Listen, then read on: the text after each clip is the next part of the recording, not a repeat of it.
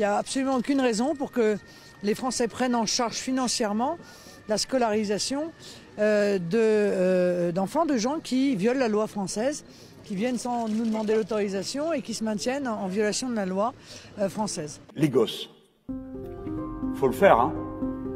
Moi, je pensais que même les racistes, ils respectaient les gosses. Vous savez, c'est un invariant d'échelle. Tout le monde, partout dans le monde, on a le même réflexe. C'est-à-dire, si un gosse tombe, qui que vous soyez, quel que soit votre âge, où que vous soyez, vous vous avancez pour l'empêcher de tomber.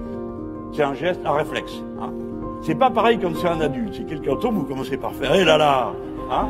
Si c'est un gosse, pof. Donc c'est pour dire que c'est ce qu'il y a de plus profondément ancré dans le cœur d'un être humain.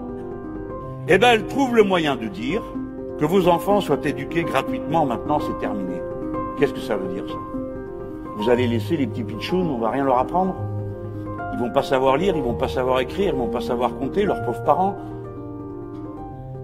Qui regardent ça, alors ils vont parler quelle langue, ces petits? Juste la langue qu'on parle à la maison, il ne reste plus qu'à espérer que c'est le français. Mais les parents, ils étaient trop contents que les gosses s'en sortent, qu'ils aillent à l'école, qu'ils s'améliorent, et ils reviennent. Et c'est comme ça que ça se passe dans une famille d'étrangers. C'est comme ça que ça se passe. Et c'est ça que vous voulez arrêter? Vous allez faire quoi? Dire non, toi, on veut pas de toi. Alors, le gosse, il a son copain dans la cité ou sa copine. Peut-être qu'il est allé, ils jouent ensemble, etc. Mais à l'heure d'aller à l'école, toi non. Toi oui. Rentre mon petit. Toi non, dehors, va-t'en. Qu'est-ce que c'est que ce monde? Comment ils pensent les choses?